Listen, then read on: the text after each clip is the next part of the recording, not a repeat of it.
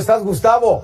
Pues bueno, tanto que estuvimos especulando con Marcelo Ebrard, no, que estaba muy resentido, no, pues que tenía pruebas en contra de Sheinbaum y el aparato de Estado que la favoreció en esa contienda de corcholatas internas, no, que se va a ir a Movimiento Ciudadano.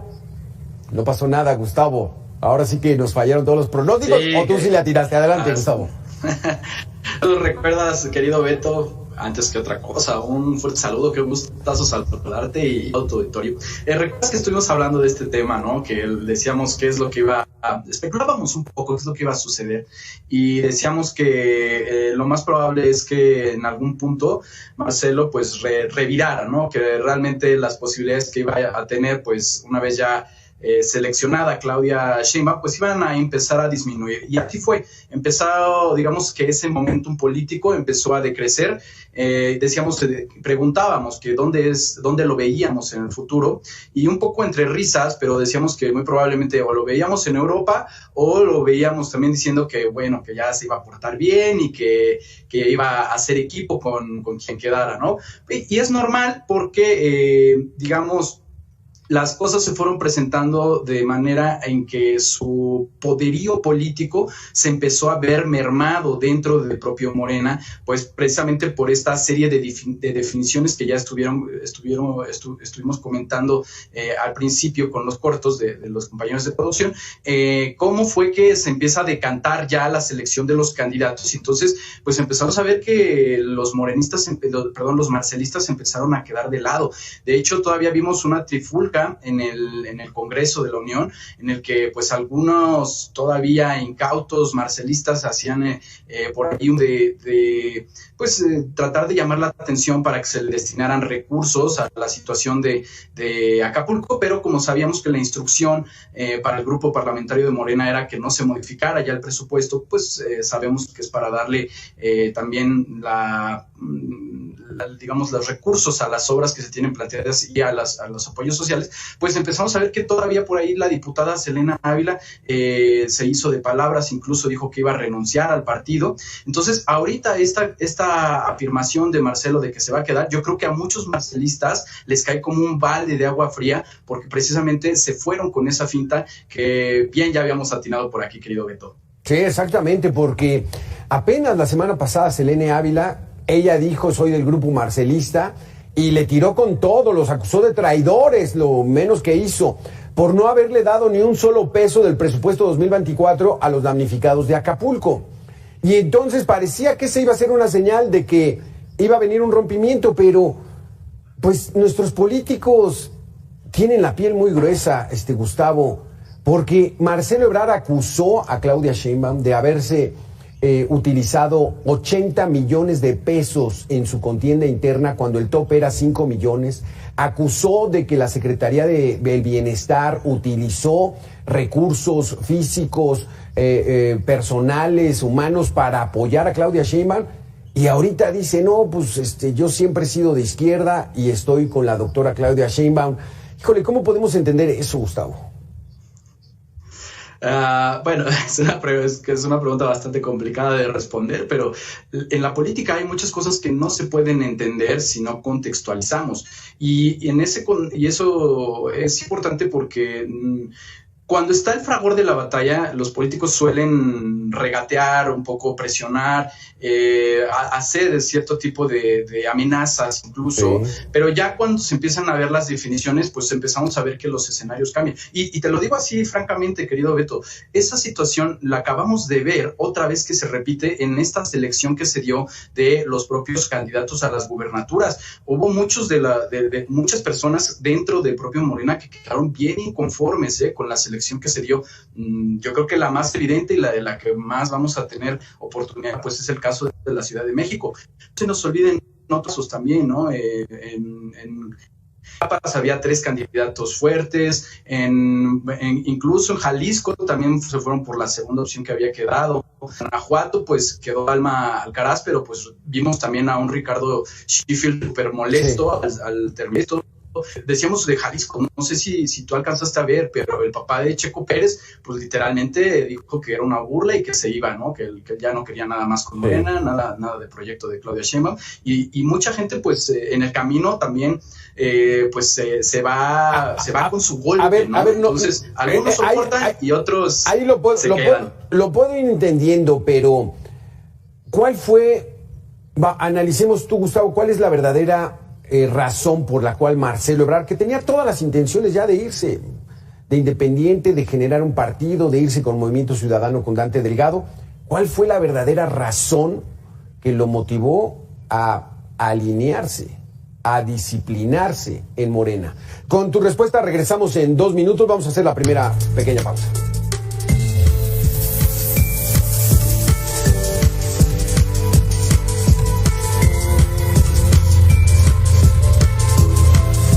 Samuel García, el gobernador de Nuevo León, se registró como candidato a la presidencia por Movimiento Ciudadano. Marcela Perales, tienes los detalles, adelante.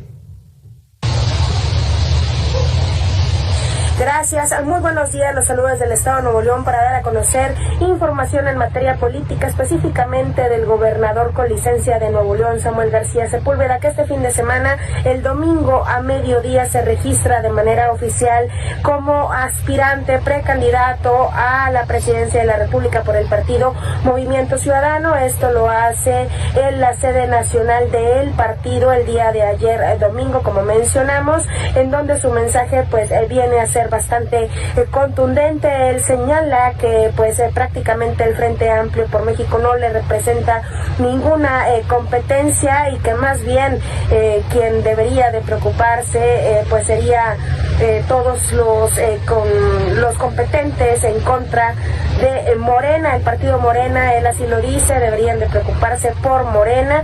Es una situación, un discurso que llama mucho la atención, porque si bien recordamos el pasado 25 de octubre, pues el Congreso de Nuevo León le otorga licencia a Samuel García para poder contender por esta candidatura, esta licencia que aplica a partir del mes de diciembre hasta el 2 de junio.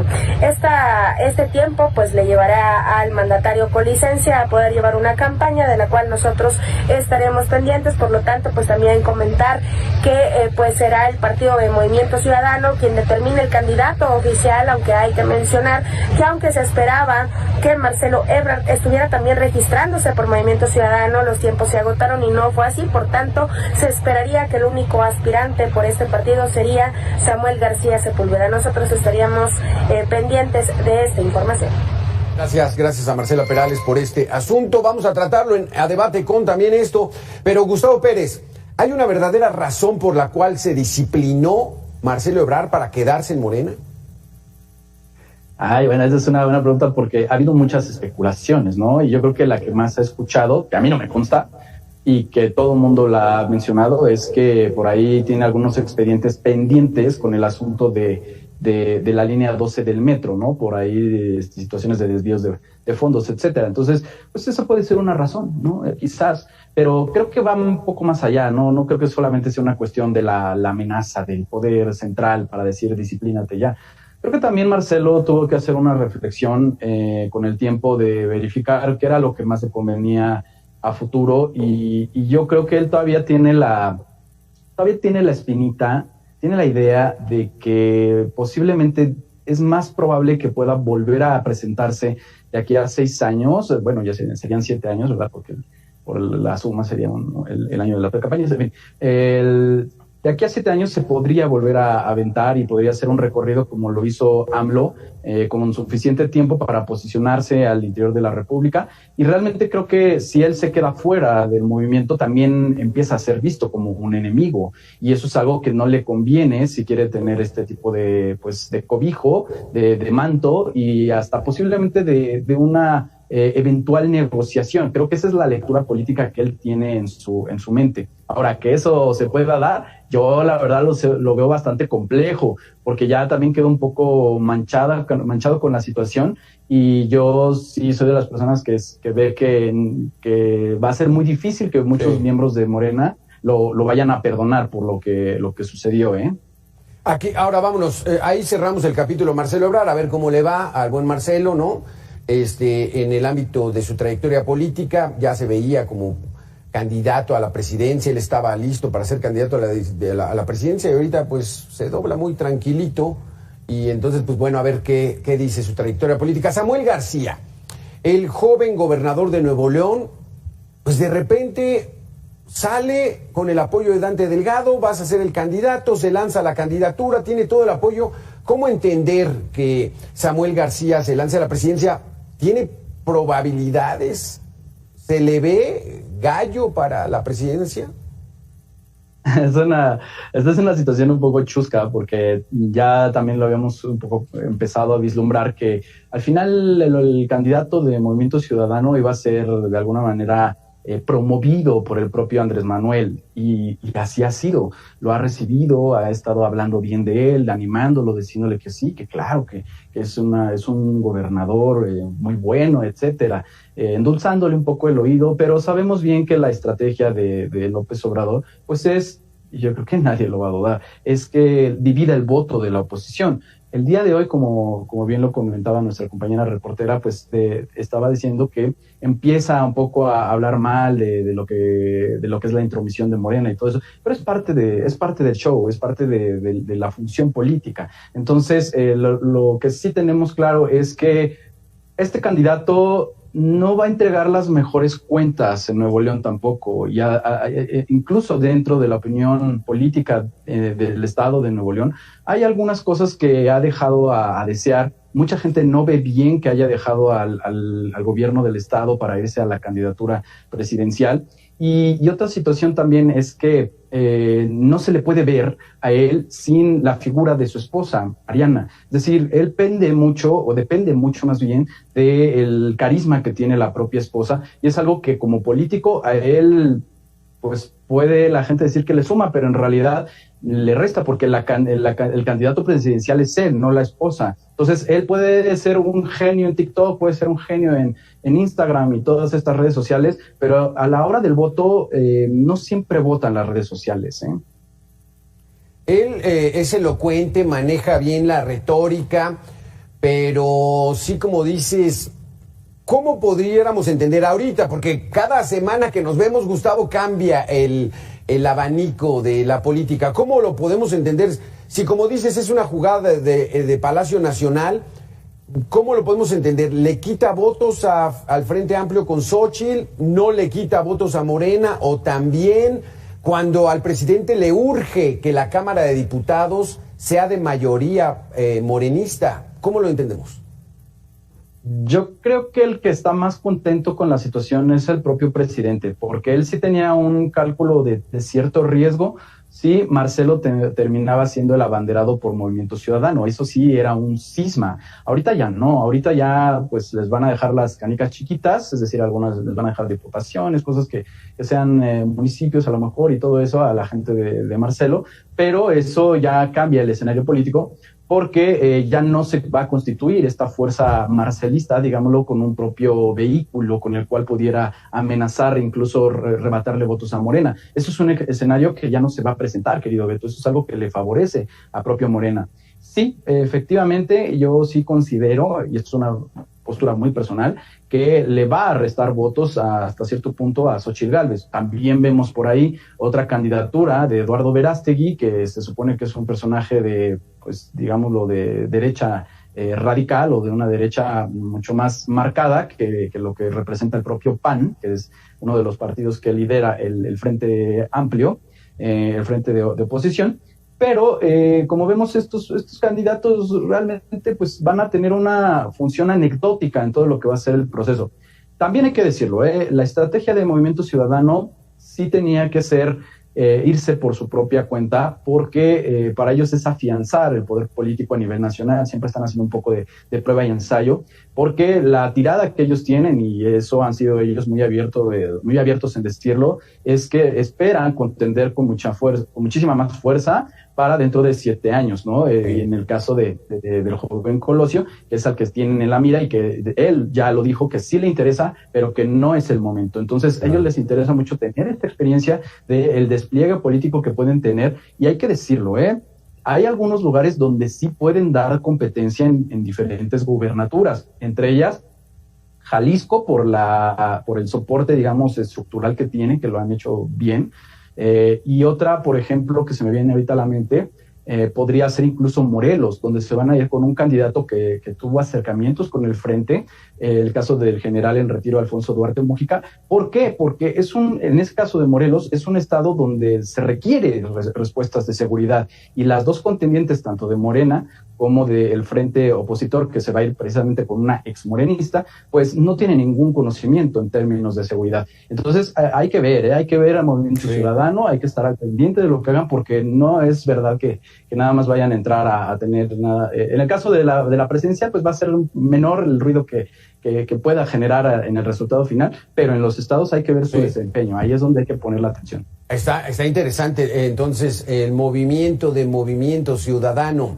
Claudia Sheinbaum, Gustavo, ella pues estaba proponiendo para la Ciudad de México a Omar García Harfuch y finalmente no quedó, y todos desde el principio decían, la candidata del presidente de México es Clara Brugada, y finalmente quedó.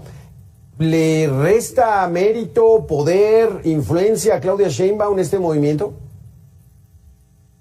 No, mientras ella siga teniendo la venia del propio Andrés Manuel López Obrador, ella pues va a seguir derecho y muy firme en su candidatura presidencial. Ya no va a haber algo que la vaya a descarrilar.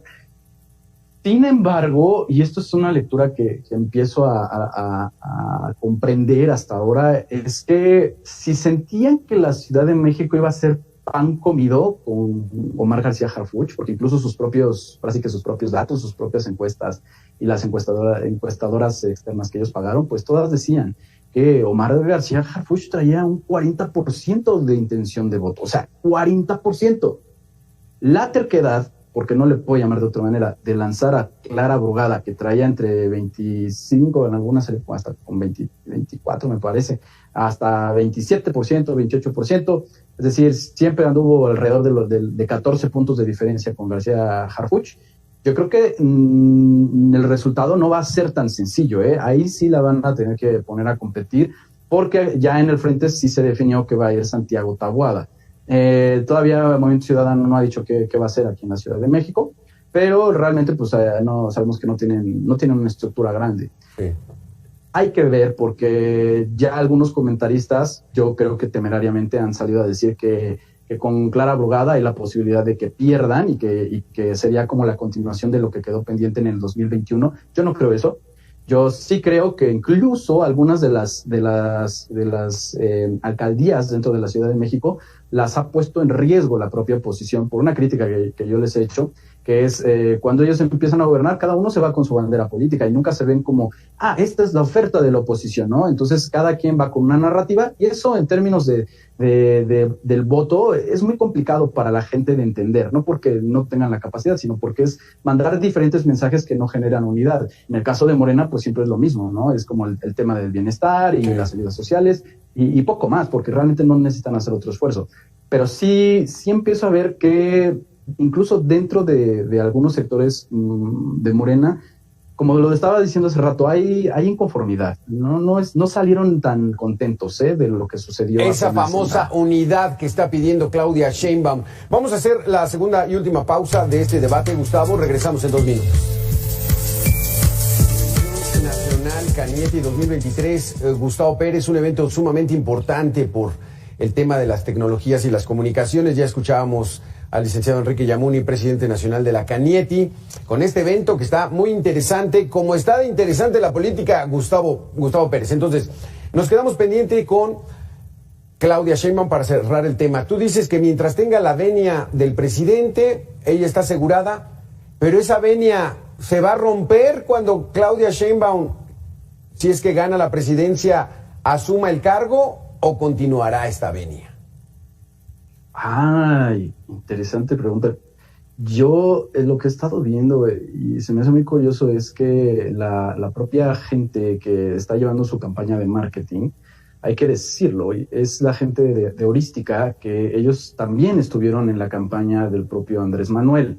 No sé si tú te has dado cuenta, querido Beto y auditorio, pero los ademanes incluso de Sheinbaum tienden a ser cada vez más similares y incluso la cadencia de hablar más similar a AMLO, ¿verdad? O sea, como que tratan de hacerlo ver como que es una continuación del propio Andrés Manuel, porque de alguna manera se dan cuenta que la propia personalidad de Claudia Sheinbaum, que es un poco más seria, no tiene esa conexión tan palpable con la gente. Entonces, por eso han tratado de emular lo que hizo el propio López Obrador. Pero una cosa es la campaña y el cómo llegas al poder, y otra muy distinta es cuando ya estás gobernando. Entonces, aquí lo que tenemos que poner atención, si es que gana Sheinbaum, será en los acomodos del primer gabinete, para ver qué tanto peso tiene todavía López Obrador una vez que ya deje el cargo, para verificar sinceramente si ella va a tener alguna posibilidad de ejercer con independencia. Si nosotros empezamos a ver que el gabinete y demás partes de nombramientos son de gente muy cercana a López Obrador, entonces estaríamos pensando que no va a ser así, que va a ser una especie de maximato en la cual el presidente actual pues seguirá observando qué es lo que hace y cómo lo hace y dando un poco las instrucciones de cómo va a llevar esa orquesta. Pero si en los primeros días existe un claro desmarcamiento y el gabinete también se nota que es una conformación plural o que es de gente más cercana a la propia Claudia Sheinbaum, pues entonces podríamos esperar que fuera distinta la cosa. Sin embargo, ahorita ya con lo que sucedió en la Ciudad de México, al bajarle a su candidato, que era Omar García Harfuch, pues ya nos deja por ahí un poco de precedente de lo que podemos esperar. Sí, exacto. Y hay que decir con toda la precisión, Beto, yo sí veo que el presidente López Obrador le gusta tanto la política que muy difícilmente va a dejar que Claudia Sheinbaum gobierne solita, ¿eh? Ese es un tema muy interesante, Gustavo, porque en el PRI hegemónico, cuando ganaban sin lugar a dudas, quien rompió esa regla máxima de que el presidente saliente ya no participaba abiertamente en política fue Carlos Salinas de Gortari. Carlos Salinas de Gortari cuestionó la decisión de Ernesto Zedillo de devaluar la moneda, pero le habían dejado $4,000 millones de reservas, no le quedaba otra a Ernesto Zedillo, pero entonces rompió esa regla máxima que tenían los priistas. Entonces, ¿volveremos a ver esa situación donde el presidente siga haciendo política y tomando decisiones y cuestionando o apoyando, dando línea a la presidenta? Eso habrá que verlo. Xóchitl Gálvez, Gustavo, tenía un evento muy importante, un discurso muy parecido al de Luis Donaldo Colosio. El pueblo sigue teniendo sed y hambre de justicia, pero de repente se le fue el discurso y se tropezó. ¿Cómo lo viste? Bueno, ella, digamos que si algo tiene positivo esa candidata es como que no le afecta mucho los tropiezos, ¿no? Incluso los trata de satirizar un poco, o cuando le hacen memes también se burla incluso de los propios memes con ella riéndose, ¿no? Entonces, creo que la gente está más esperanzada de ver que repunte durante lo que vaya a ser ya el ejercicio de la precampaña, que pues no sería como el mejor escenario posible empezar así. Pero creo que el mensaje al principio, pues obviamente es una emulación, como bien lo dijiste, de lo que decía Luis Donaldo Colosio, y tiene toda la intención precisamente de marcar la diferencia con respecto al continuismo que ofrece la otra opción política. Ahora, yo esto es algo que he venido comentando también, pero siento que las estructuras de los partidos que la apoyan, sobre todo la del PAN y del PRI, están muy confiados en que su candidatura les vaya a traer los números al menos para aumentar escaños y ser competitivos en varias entidades federativas, en varias de las gobernaturas que están ahí en disputa. Sin embargo, yo creo, y esto es algo que es mi sentir, siento que no lo están haciendo con todo lo que realmente podrían hacerlo, y creo que siguen teniendo esta idea mala de que solo siendo PRI, solo siendo PAN, solo siendo PRD pueden hacer las cosas. Perdón, pero es que el PRD es una ficción ya, es algo que quedan residuos de ese partido político. Entonces creo que si no logran conjuntar un mensaje de unidad en el cual se vea que las estructuras avanzan de la mano con una idea más definida de lo que quieren hacer y quieren lograr en cuanto a las candidaturas que están en disputa en los diferentes niveles de gobierno, va a ser un problema. ¿Y por qué lo menciono? Porque ya estamos viendo lo que sucedió con Morelos precisamente, que se llevan a Lucy Mesa, que era una ex morenista, era una morenista todavía hace unos días, y ¿qué es lo que acaba de pasar? El PAN dijo, a ver, la trajo el PRD porque, digamos, sí, es verdad, teníamos un acuerdo de que el PRD le iba a poner al candidato aquí en Morelos, pero no podemos apoyarla, ¿no? Entonces yo siento que les ha faltado negociación, pero también les falta mucha disciplina entre partidos, no sé si al interior de los partidos, pero sí entre los partidos políticos, y eso puede poner en riesgo la calidad competitiva de una Xóchitl Gálvez, que pues ella por su propia cuenta le está echando las ganas y lo que puede hacer con sus recursos, ¿no? Continúa el paso del tiempo, continúa Voto por México, nos estamos acercando a la fecha del 2 de junio del 2024, pero mientras vamos a seguir analizando esto, Gustavo, si nos permites, en otros espacios más adelante. Gracias por haber estado con nosotros, muy interesantes tus conceptos. Nosotros hacemos una pequeña pausa de 2 minutos y regresamos. Gracias, Gustavo.